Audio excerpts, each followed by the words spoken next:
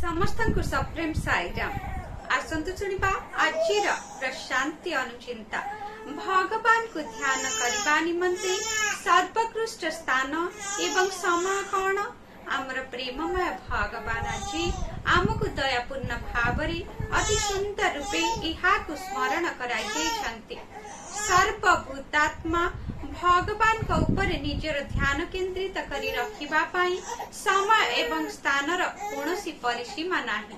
पवित्र स्थान किंबा विशेष समय बोली किछि नाही। जेउठारे मन दिव्यत्व उपरि ध्यानस्थ हेबा पाई प्रस्तुत हुए ताहा हेउछि पवित्र स्थान।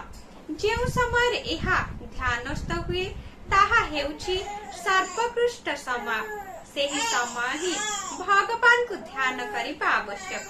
सेथिपाई पूर्वरु एहा घोषणा करा जायछि भगवान को ध्यान करिबा पाई कोनोसी निर्दिष्ट समय किंबा स्थान नाही। जेतेबेले एवं जेउ स्थान रे मध्य मन भीतर इच्छा जागृत हुए सेही समय ओ स्थान हेउछि प्रकृष्ट।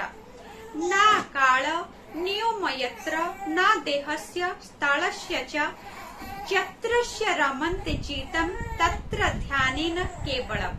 जेउमानक हृदय शुद्ध एवं निष्ठापर सेही शृंखलित आत्मा मानक द्वारा एही विश्वर प्रगति होई पारिब।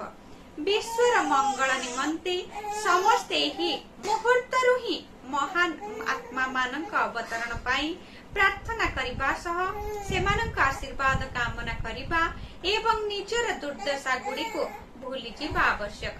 ए संपर्क रे भगवान प्रेम वाहिनी अध्याय 23 रे सूचाई दैछन्ति। कहिबार तात्पर्य निरंतर भाव रे भगवान को नाम उच्चारण करले भक्त भीतरे दिव्य ज्ञानर अग्नि स्वयं प्रकाशित हेब। जय साईराम।